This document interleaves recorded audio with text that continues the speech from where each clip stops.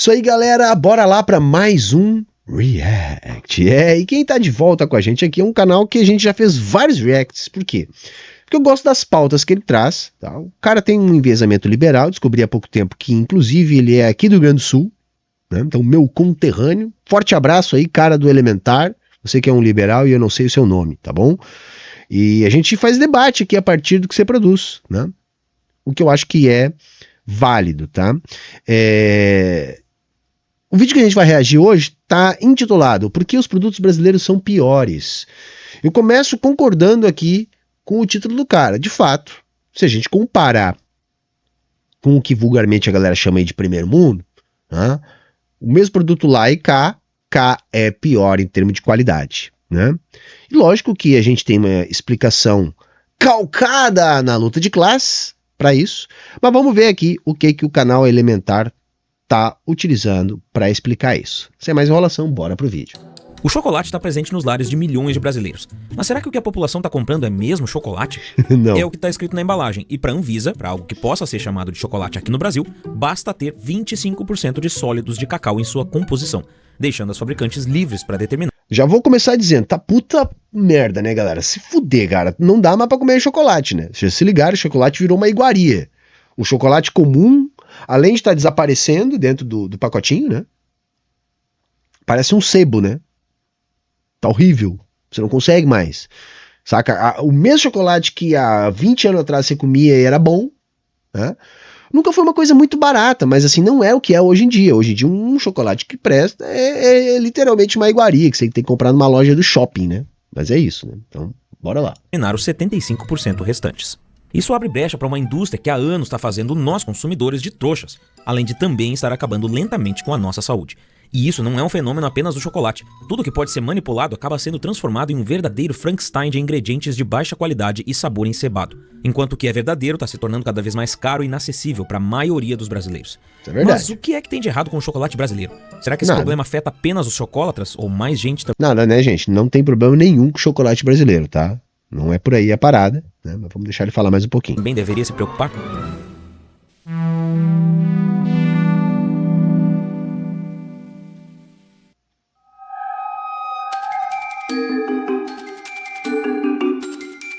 Um hábito muito importante, mas que infelizmente muitas pessoas ainda não cultivaram, é o de sempre checar os rótulos nos produtos de supermercado. Mais do que indicar as calorias de uma porção, o que é essencial para quem quer ganhar ou perder peso, é o rótulo que revela os ingredientes e as porções de cada um na fórmula final de um produto. E é através dele que você pode descobrir se está consumindo algo autêntico ou uma imitação que apenas tenta parecer ser uma mercadoria de... Massa, isso aí. Mas tem um problema de fundo para mim, tá? Que é aquilo que presta tá cada vez mais inacessível. Então você ler o rótulo não vai fazer com que automaticamente você tenha dinheiro para pagar por comida de verdade, né? Essa é sempre a grande questão, tá, galera? Assim, então o problema não tá na nossa indústria não saber fazer, o problema não tá na educação do consumidor, em ler o rótulo, o problema tá na posição do Brasil, na hierarquia, né, de produção capitalista global, do que é consumido aqui, o que é exportado daqui para lá, porque, por exemplo, o Brasil, né, teria totais condições de ter chocolate de altíssima qualidade. Entretanto, a gente exporta o cacau e compra um chocolate importado de altíssima qualidade.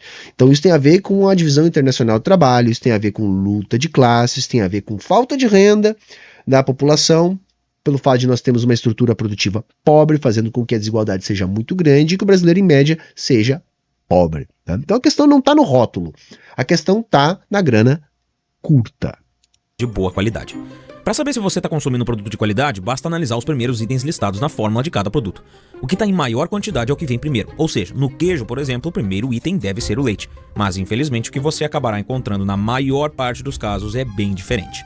Pegamos o sorvete, por exemplo. A receita original de sorvete é leite ou creme de leite e os ingredientes responsáveis pelo sabor, como chocolate, massa de pistache, massa de extrato ou favas de baunilha ou frutas.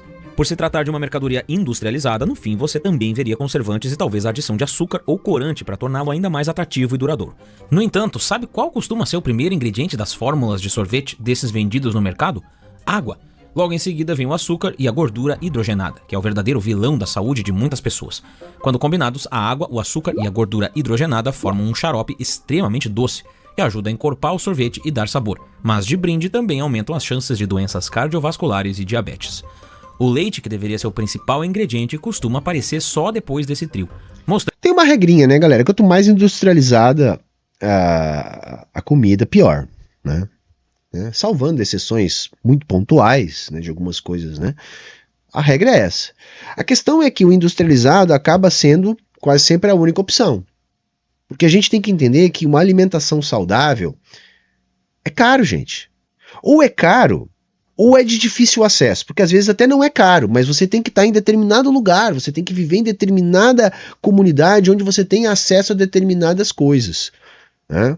Algum produtor orgânico próximo, ou a sua própria capacidade de também produzir alguma coisa em casa, numa pequena cidade no interior, enfim, alimentos que você possa ter de acesso a uma pequena feira de produtores locais. Você até consegue custo módico em situações específicas, mas tirando essas situações específicas, ou você tem assim, lugares de nicho mesmo, onde as pessoas vão lá e conseguem comprar, mesmo numa cidade grande, ou você acaba sendo refém do industrializado, do ultraprocessado. Por quê? Porque a galera finge não existir a dinâmica do valor na economia capitalista. E na dinâmica do valor, tá, que o liberal finge não existir, o que conta mesmo é aquilo que o capitalista compra, que é força de trabalho, né, e meio de produção. Então, ele tem que produzir a partir de determinadas matérias-primas. Então, lógico, ele vai tentar baratear esse custo ao máximo. Até porque tem uma regrinha, tá, galera? Como é que funciona a questão do valor na economia? O valor, ele é uma média, tá, do trabalho socialmente necessário. Então, o que é o trabalho socialmente necessário? Para produzir as mercadorias específicas, o próprio capitalismo equaliza uma média, né, de trabalho necessário, sempre dentro da fronteira da produtividade do capital. O que os capitalistas fazem permanentemente para aumentar o seu lucro? Eles tentam ganhar dessa média, naquilo que você pode chamar de mais valor extraordinário, mais-valia extraordinária, ou mesmo superlucro. Por quê? Porque quando um capitalista melhora a sua produtividade dentro do setor que trabalha, ele começa a concentrar mais capital que a concorrência. Ou seja, ele está naquele expediente do superlucro, da mais-valia extraordinária. Quando ele consegue oferecer o mesmo produto com mais produtividade que a média da produtividade daquele setor. Só que aí vamos levar isso para o conjunto da economia capitalista. No conjunto da economia capitalista, todos os capitalistas vão estar sempre buscando esse espaço. Ou seja, há uma disputa permanente entre os capitalistas por mais produtividade. E aí o céu é o limite. Então eles trabalham com muita engenharia química, né? Engenharia de alimentos, desenvolvimento de tecnologia, robótica, enfim. Eles vão tentar sempre entregar o mesmo produto, ou o produto mais parecido possível, para que o consumidor continue acessando aquele produto, sempre por um custo menor. Então, tendencialmente, o que vai acontecendo? Tendencialmente, como todos os capitalistas estão buscando isso, né, é que se deprime a qualidade do produto, porque você vai tornando o ingrediente cada vez mais rarefeito, cada vez mais misturado, cada vez mais processado, né? Você vai ter, por um lado, o barateamento do produto, acontece no longo do tempo, a gente vê isso no capitalismo, porém a qualidade sempre diminui. E há uma tendência de diminuição do valor agregado no produto, embora aumente a concentração na mão dos capitalistas. Mostrando que dá para chamar aquilo de qualquer coisa menos de sorvete. E o sabor? Traços, vestígios, um cheirinho. Essa troca de matéria-prima acontece porque traços de pistache foi boa, hein? A gordura hidrogenada é uma forma de baratear o produto, já que se trata de um ingrediente menos nobre e de origem industrial, portanto, muito mais fácil de ser produzido e armazenado. Ao mesmo tempo, um paladar menos exigente ou que simplesmente não conhece um produto de qualidade melhor não vai conseguir identificar a diferença entre um sorvete autêntico e esse entupido de produtos químicos.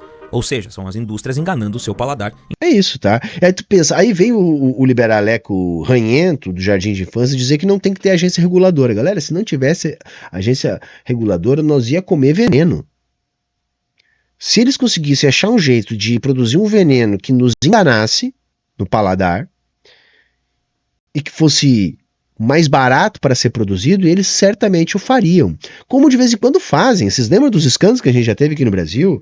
Era o leite com soda cáustica, era a carne com papelão. E por aí vai. Imagina se nós não tivéssemos agências reguladoras. Eles têm umas viagens de achar que não, o mercado vai excluir essa turma. Não vai, galera. Não vai. Porque, por exemplo, muitos desses efeitos podem aparecer depois de 20 anos. Uma empresa desenvolve determinada tecnologia que produz um câncer na galera, mas esse câncer só vai aparecer depois de 20 anos. Aí depois que tem milhares de pessoas morrendo de câncer, aí a galera, acho que é aquela coisa lá que a gente come há 20 anos. Ah, vamos boicotar aquilo lá. Tá entendendo? É absurdo, galera. Essa turma não tem noção. Enquanto te fazem sacrificar sua saúde no caminho. E se você já está pronto para abandonar o sorvete, saiba que no chocolate isso é ainda pior. No processo de fabricação do chocolate, de um chocolate autêntico, se emprega a gordura, ou como é mais conhecida, a manteiga de cacau. Contudo, a manteiga de cacau é um material nobre, caro e de difícil transporte. Além disso, ela também tem uma composição única na natureza, o que torna quase impossível de ser imitada pela indústria. Ainda não foi possível imitar a consistência, o derretimento em contato com a temperatura da boca e o sabor da manteiga de cacau juntos. Até hoje, as indústrias só conseguiram plagiar uma coisa ou outra, mas nunca essas três características ao mesmo tempo. E não pense que eles não estão tentando e muito. Existem processos que vêm sendo empregados para alterar óleos e gorduras, os transformando em versões mais parecidas com a manteiga de cacau. Aí tem um outro ponto que a gente pode discutir, que é o seguinte. A gente repete aqui no canal que toda a pesquisa e desenvolvimento, né, da ciência é capitaneada pelo Estado. Mas talvez você aí do outro lado pode já ter escutado algum liberalzinho ranhento trazer algum dado de que 80, às vezes um pouco mais, às vezes um pouco menos, dependendo do tipo da pesquisa e do recorte, né, 80, 70% do desenvolvimento da pesquisa teria sido sempre financiado pela iniciativa privada. Aí a gente tem que separar umas coisas. A iniciativa privada, de fato, investe em desenvolvimento de pesquisa e tecnologia. Daquilo que já é suficientemente módico onde eles possam explorar o mercado para ganhar dinheiro. Então, esse tipo de pesquisa que está passando agora aqui no vídeo para você é um tipo de pesquisa que a iniciativa privada faz. Como fazer chocolate sem cacau? Por quê? Porque já se vende chocolate, já é uma indústria muito dinâmica, já tem uma cadeia. Eles sabem da dificuldade do preço dessa matéria-prima, né? Como que a Suíça vai continuar vendendo chocolate de qualidade se não nasce pé de cacau por lá, não é verdade? Isso obriga eles a determinadas práticas. Então é óbvio que a indústria vai tentar desenvolver um chocolate sem cacau. Mas porque isso já é vendável.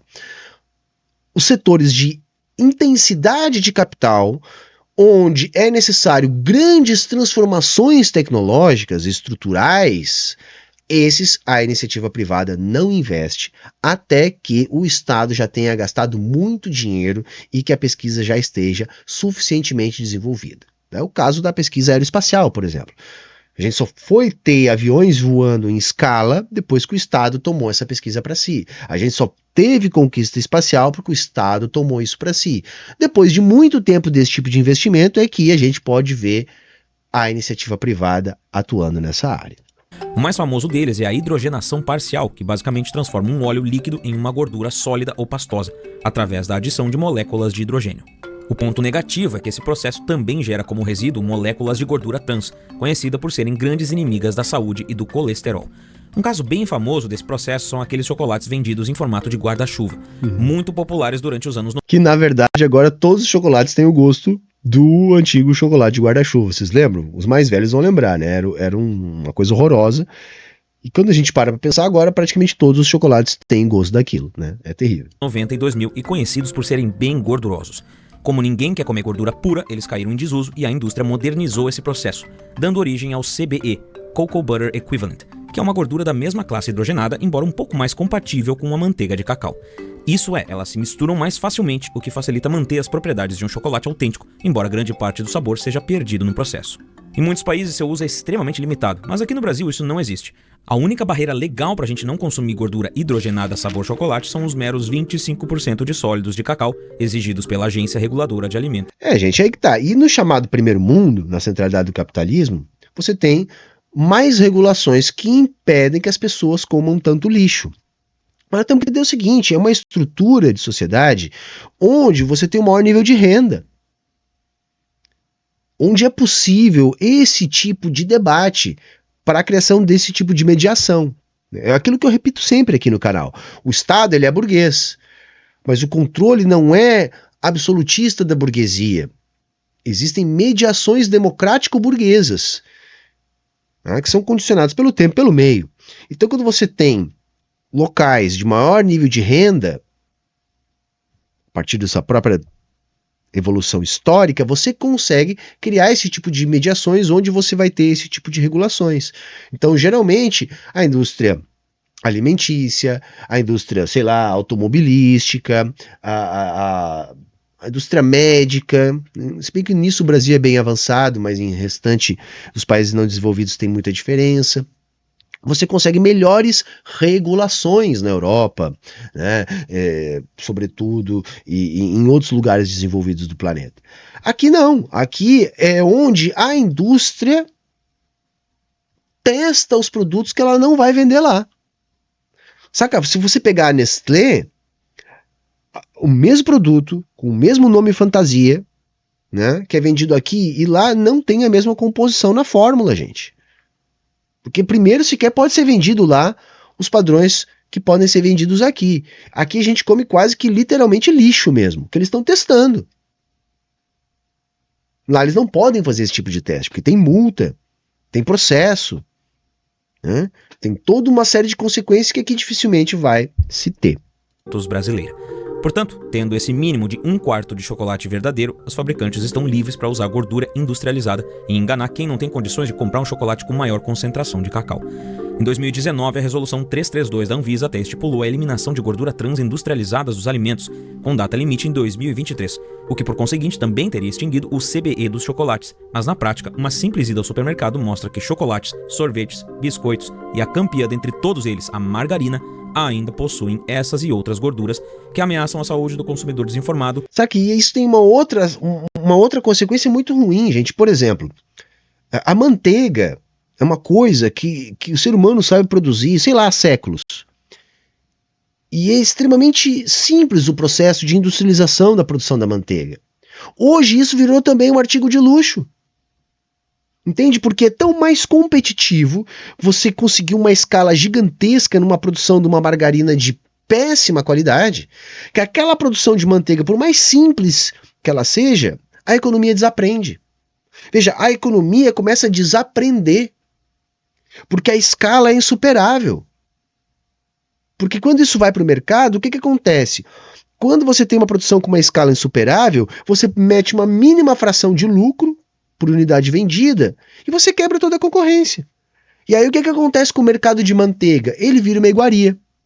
Você vai ter um produtor com uma produção extremamente reduzida, mas que para se manter cobra muito caro no seu produto. E aí você seleciona quem pode consumir esse produto. Para o pobre fica a margarina, que entope as veias do coração e faz todo mundo morrer, porque aquilo que era simples, a economia desaprendeu e virou uma iguaria. Hoje a economia brasileira é uma economia que desaprendeu a fazer manteiga, por exemplo. Hoje você comer manteiga no dia a dia, que é uma coisa, sei lá, básica, elementar, secular, se transformou numa iguaria. Por quê? Porque a margarina destrói a indústria da manteiga. Ou que não tem condições de comprar algo de melhor qualidade. Mas então, como fica o consumidor?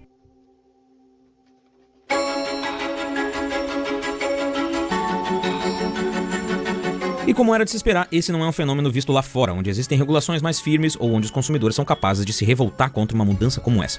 O chefe da Vila Laranjeira fez uma série de vídeos curtos no Instagram expondo justamente esse caso, usando como comparação os chocolates vendidos na Bélgica e aqui no Brasil. Vejam, até a embalagem é diferente. Esse é o belga, esse é o brasileiro. Bom, como vocês perceberam, tem marcas que existem aqui no Brasil e existem lá também. Tanto da Nestlé como o Crunch, o Galac, ou outros da Mondelez. E a Mondelez é a dona da Lacta. Tudo que no Brasil é Lacta é Mondelez. E também tem chocolates da Ferrero, que é a dona da Nutella, do Ferrero Rocher. Por que a qualidade é diferente? Porque lá, na Bélgica e na maioria dos países europeus, não é permitido o uso de gordura vegetal. Dá uma olhada na embalagem. O de lá não tem gordura vegetal e o daqui tem. E isso segue não só para esse produto, todos esses que eu estou mostrando. Ele mostra que a textura, aparência, composição... Galera, e não é só no chocolate, é quase tudo. Hoje em dia, uma das coisas mais difíceis de você achar no supermercado é leite condensado. Vocês já se ligaram que não tem mais leite condensado? Acabou. Caralho, mano, um troço que não tinha como ser caro. Mas por que ele acaba ficando caro? Porque ele vai ser sempre um preço relativo.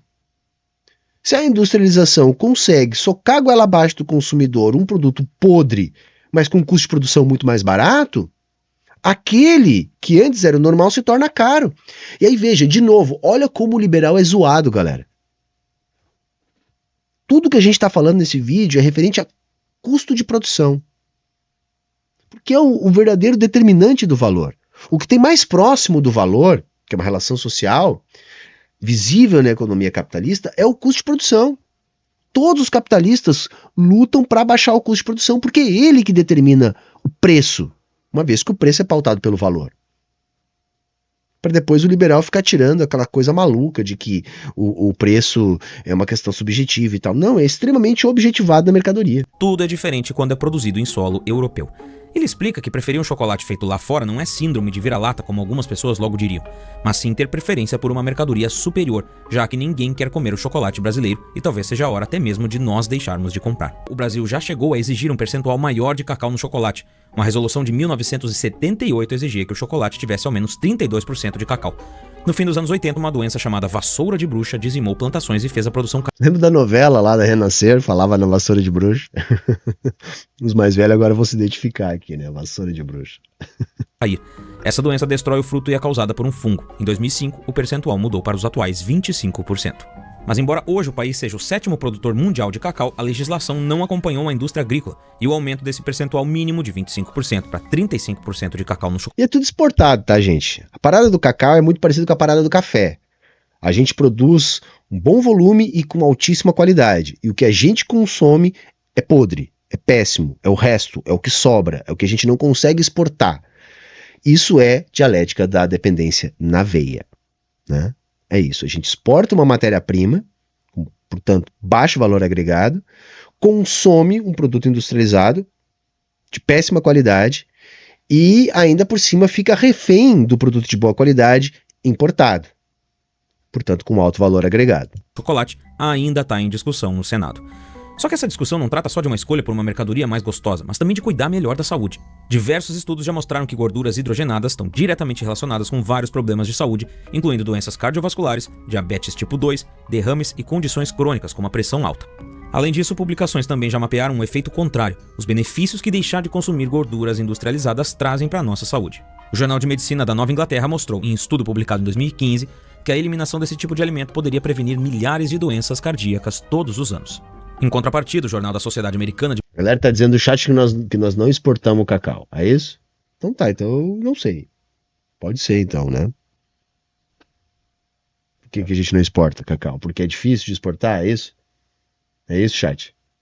Explica aí, Ana, você que tá dizendo que a gente não exporta cacau.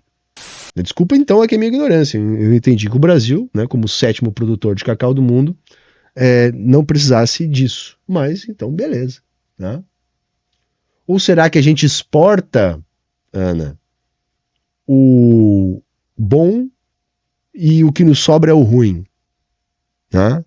E o mercado interno tem que disputar o ruim. Será que não é isso também? de Medicina também já mostrou que as gorduras trans são responsáveis diretas pelo aumento de mortes prematuras, com o consumo estando diretamente associado ao aumento de fatores de risco.